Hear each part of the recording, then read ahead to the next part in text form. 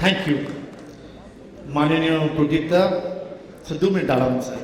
মাননীয় প্রদীপদা, আপনাকে অনুরোধ করব যে আপনি আমাদের মঞ্চে এসে আমাদের মানুষের আমাদের যা আছে একটু নিজের বক্তব্যটা রাখুন। আপনাকে সাদর আমন্ত্রণ করছি স্যার। ধন্যবাদ। Please sir. আমি প্রথমে আপনাদের যে আইসিআই পরিবারের পক্ষ থেকে আমাকে এইভাবে সম্বর্ধনা দিলেন, সম্মান দিলেন, তার জন্য আমি সবাইকে নমস্কার, প্রণাম জানাই। আমি হলদিয়ারই ছেলে। আমি দীর্ঘ 20 বছর আমি ট্রেড ইউনিয়নের সঙ্গে যুক্ত আছি। আমি হলদিয়া বন্দরের একজন কর্মী। সেই সুবাদে আমি ভারতীয় মজদুর সংঘ বিএমএসের পোর্ট অ্যান্ড ডক ফেডারেশনের অল ইন্ডিয়া প্রেসিডেন্ট ছিলাম 5 বছর। তারপর আমি ভারতীয় মজদুর সংঘের প্রদেশ সভাপতি প্রায় 3 বছর ছিলাম, এখনও ছিলাম।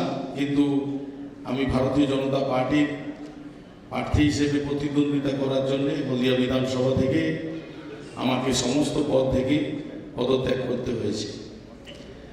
আপনারা খুব আনন্দ পাবেন যে আমাদের যে পশ্চিমবঙ্গ সরকার শনিবার দিন শপথ গ্রহণ হয়েছে, সেই শপথ গ্রহণ অনুষ্ঠান একটি স্মরণীয় দিন হয়ে থাকবে পশ্চিমবঙ্গবাসীর কাছে।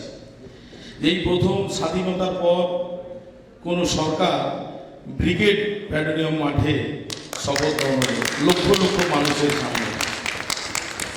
এবং শুধু তাই নয়, স্মরণীয় দিন। কবিগুরু রবীন্দ্রনাথ ঠাকুরের জন্মদিন ছিল ওই দিন, সেটাও একটি স্মরণীয় দিন। এবং আমাদের যে সরকার, এটা পুরোপুরি আমাদের যে 207 জন বর্তমান এমএলএ আছেন, 207 জন এমএলএই সনাতনী হিন্দু, অন্য কোনো ধর্মের এমএলএ নেই। এটাই পশ্চিমবঙ্গের ইতিহাসে আরেকটি ইতিহাস বলল যে কোনো সরকার পরিচালিত হবে যে সনাতনী ধর্মের পক্ষ থেকেই সরকার। আপনারা দেখবেন আগামী দিনে আপনাদের খুবই ভালো লাগবে যে পশ্চিমবঙ্গ মায়েদের জন্য, পশ্চিমবঙ্গবাসী যত মা বোন আছে সবার জন্য 1 তারিখ থেকে সরকারি যে সমস্ত বাস আছে সেই সমস্ত বাসে বিনা পয়সায় তারা যাতায়াত করতে পারবে। স্কুলের ছেলে মেয়ে থেকে আরম্ভ করে বাড়ির বড় মায়েরা সবাই সরকারি বাসে করে যেখানে খুশি যেতে পারবেন, কোনো ভাড়া লাগবে না। এবং আয়ুষ্মান ভারত যেটা আছে সেটা পশ্চিমবঙ্গ সরকার চালু করেনি, করতে দেয়নি, সেটাও 1 তারিখ থেকে চালু হবে। সেটা স্বাস্থ্যসাথী কার্ডে যে টাকা বরাদ্দ ছিল তার ডবল টাকা এটা বরাদ্দ হবে। এবং আমাদের সরকার ঘোষণা করেছিল যে মায়েদের জন্য অন্নপূর্ণা ভাতা, সেই 3000 টাকা অন্নপূর্ণা ভাতা 1 তারিখ থেকেই প্রত্যেকের অ্যাকাউন্টে যারা পেতেন পাবেন। এবং আমাদের পশ্চিমবঙ্গে যত বেকার যুবক আছে যারা কলেজে স্কুলে পাস করার পর যারা চাকরি যতদিন না পাবে ততদিন তারা 3000 টাকা হাত খরচ হিসেবে পাবে, আমাদের সরকার দেবে। এবং আমাদের পশ্চিমবঙ্গ প্রায় 50 বছর, 34 আর এদিকে 15, এই 50 বছর পশ্চিমবঙ্গ পিছিয়ে ছিল। তার একটাই কারণ, কোনো ভালো বড় ইন্ডাস্ট্রি পশ্চিমবঙ্গে আসেনি, তাদেরকে করতে দেওয়া হয়নি কাজ। কারণ আমরা পশ্চিমবঙ্গবাসী, আমাদের কেন্দ্রের সরকার এবং রাজ্যের সরকার এক সরকার ছিল না। এই প্রথম 50 বছর পরে কেন্দ্র এবং রাজ্য একই সরকার হবে। এবং আপনারা দেখবেন 1 বছরের মধ্যে সারা পশ্চিমবঙ্গে কিভাবে ইন্ডাস্ট্রিরা এগিয়ে আসে। আর সারা পশ্চিমবঙ্গ জুড়ে যে সমস্ত বেকার ছেলেরা যারা পরিযায়ী শ্রমিক হিসেবে বিভিন্ন রাজ্যে যেতেন, তাদেরকে আর পরিযায়ী শ্রমিক হিসেবে বাইরে যেতে হবে না, আমাদের পশ্চিমবঙ্গেই তারা কাজ পাবে, শুধু 1টা বছর সময় লাগবে। এবং আমি আপনাদের কাছে অনুরোধ করব, আমি হলদিয়া আমাদের যে উন্নয়ন পর্ষদ আছে সেই উন্নয়ন পর্ষদেরও আমি বোর্ড মেম্বার হয়েছি। আমাদের হলদিয়াতে ল্যান্ড ব্যাংক আছে, সেই ল্যান্ড ব্যাংকের মাধ্যমে আমরা বিভিন্ন ইন্ডাস্ট্রিকে আবেদন করলে আমরা জায়গা দিই, ছোট বড় সব রকম। আপনাদের মধ্যে থেকে যদি কেউ যোগাযোগ করেন আমাদের উন্নয়ন পর্ষদের মাধ্যমে, আপনারা অবশ্যই জমি পাবেন। শুধু নয়, আমার কাছ থেকেও আপনারা 100% সহযোগিতা পাবেন। যে কোনো ইন্ডাস্ট্রি করতে গেলে যা যা সহযোগিতা লাগে আমরা হলদিয়া উন্নয়ন পর্ষদের পক্ষ থেকে আপনাদের পাশে থাকব। এবং আপনারা হলদিয়ায় বহু জমি আছে, আপনারা, আমি অনুরোধ করব আপনারা একবার হলদিয়া ভিজিট করতে আসুন। আপনাদের হলদিয়া ঘোরানোর দায়িত্ব আমার, আপনারা হলদিয়া ঘুরে দেখবেন। সারা পশ্চিমবঙ্গের মধ্যে হলদিয়া যে শহর, হলদিয়া শহরটাই খুব সুন্দর, আপনাদের ভালো লাগবে। শুধু হলদিয়া শিল্পনগরী নয়, হলদিয়া এখন একটি শিক্ষানগরী হিসেবেও সারা দেশের মধ্যে নাম করেছে। আমাদের হলদিয়াতে প্রায় কম বেশি আমাদের হলদিয়া মেডিকেল কলেজ আছে, ডেন্টাল কলেজ আছে, এবং আমরা HIT আছে, এবং হলদিয়াতে কম বেশি প্রায় 40খানা কলেজ আছে। এবং হলদিয়াতে আপনার সব রকম সব ধরনেরই মানুষ ওখানে থাকেন। হলদিয়া পৌরসভা আছে সব রকম ইন্ডাস্ট্রিদের জন্য সহযোগিতা করার জন্যে। হলদিয়া পৌর নির্বাচনও প্রায় 4 বছর করেনি এই সরকার হয়।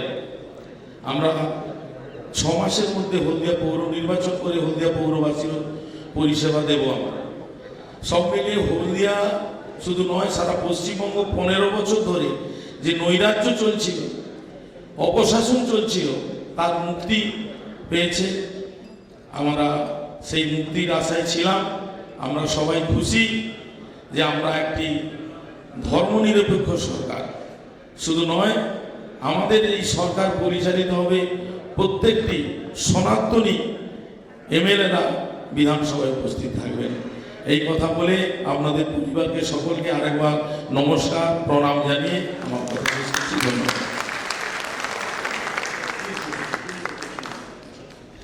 Thank you প্রদীপদা। প্রদীপদা, আমার বাংলা খুব একটা ভালো নয়, ত্রুটি হলে একটু ক্ষমা করবেন আমাকে। আমরা এখানে যা সব বসে আছি খুবই একটা আশাবাদী আছি, আর বুক খুলে বলতে পারি যে এখন ওই পশ্চিম বাংলার বাকি আমাদের প্রদেশের মধ্যে অনেক এগিয়ে যাবে, এটা আশা রাখছি। ইন্ডাস্ট্রি, MSME শিল্পীদের জন্য আপনাদের গভর্নমেন্ট কি চিন্তা ভাবনা করেছে যেটা আমাদের ইন্ডাস্ট্রি এখানে এগিয়ে যাক? আগে একটু কিছু বলতে পারবেন ব্যাপারে? শুনুন, আমাদের এই যে গভর্নমেন্ট শপথ নিয়েছে, আমাদের গভর্নমেন্ট সবসময় উন্নয়নের জন্যে দুহাত ভরে মানুষদের কাছে চাইবে যে আপনারা আসুন, বিভিন্ন ইন্ডাস্ট্রি আসবেন। এবং বিশেষ করে দেখবেন সিঙ্গুরে যে জমি, আজকে আমরা এত কষ্ট করে সেই জমি, সেখানে চাষ বন্ধ করে জমি অধিগ্রহণ করা হয়েছিল, সেই জমি আজ 15 বছর পড়েছিল, সর্ষের চাষও হয়নি। আগামী 1 বছরের মধ্যে দেখবেন সেই সিঙ্গুরে কিভাবে আলোয় ভরে যায়। সিঙ্গুরে শিল্পের জোয়ার আসবে এবং সারা পশ্চিমবঙ্গে শিল্পের জোয়ার আসবে। এবং আমাদের প্রধানমন্ত্রী ঘোষণা করেছেন আমাদের পশ্চিমবঙ্গে, যেমন আপনার বিভিন্ন অনেক স্টেটেই আছেন, আপনার যে বিভিন্ন রামোজি ফিল্ম সিটি যেগুলো আছে, সেই রকম এতেই আমাদের একটি এখানে ফিল্ম সিটিও পশ্চিমবঙ্গে হবে, এটা প্রধানমন্ত্রীর খুবই আশা। এবং হলদিয়া বন্দর আমাদের পশ্চিমবঙ্গের মধ্যে একমাত্র আমার বিধানসভা, কলকাতা বাদে একমাত্র আমার বিধানসভায় হলদিয়া বন্দর। সেই হলদিয়া বন্দর এখন নাব্যতার মানে ড্রেজিংয়ের সমস্যার জন্য বড় বড় জাহাজ আসছে না, যার ফলে আমাদের হলদিয়া বন্দরের 75% কার্গো পারাদ্বীপ, ধামরা এবং ভাইজাগ শিফট হয়ে গেছে শুধু ড্রেজিংয়ের সমস্যার জন্য। তা আমরা যেহেতু আমাদের ডবল ইঞ্জিন সরকার, আর আমি বিশেষ করে আমার উদ্যোগে হলদিয়া বন্দরের এই ড্রেজিং সমস্যা থেকে আমরা উঠে আসব এবং হলদিয়া বন্দর আগের মতো আমরা ভারতবর্ষের 1 নম্বর বন্দর হবে। তার কারণ এই 25% কার্গো এনেও যারা ব্যবসা করেন তাদের লাভ হয়। তারা একটাই কারণ, উত্তর পূর্ব ভারতে একমাত্র বন্দর হলদিয়া বন্দর, এবং হলদিয়া বন্দর থেকে ডাইরেক্ট পাইপ লাইনে করে বারুণী অবধি তেল যাচ্ছে হলদিয়া বন্দর থেকে। তাই এইরকম একটি বন্দর, বিরাট ইনফ্রাস্ট্রাকচার, আমাদের হলদিয়া বন্দরে যে ইনফ্রাস্ট্রাকচার আছে অন্যান্য বন্দরের থেকে অনেক বেশি, কিন্তু একটি সমস্যা, ড্রেজিংয়ের সমস্যার জন্য আমরা পিছিয়ে। আর সেই ড্রেজিংয়ের সমস্যা আমরা সমাধান করব খুব শীঘ্রই। এবং হলদিয়া বন্দর এর যদি 100% কার্গো আসে, দেখবেন সারা পশ্চিমবঙ্গেই ব্যবসা অনেক বড় হবে। পশ্চিমবঙ্গের দিকে সবাই তাকিয়ে আছে, হলদিয়া বন্দরের দিকে সবাই তাকিয়ে আছে। Thank you, sir. Sir, thank you so much. I think all the people who are present here have voted not only for religion, but they voted for development as well. And I think we are all indeed very, very hopeful that we will witness a new era in Bengal. A Bengal that we are already very proud of will be further a jewel in the crown of India, which has always been. Thank you so much once again, sir. Mahesh Bhai, I would request you to play the audiovisual for the sponsors.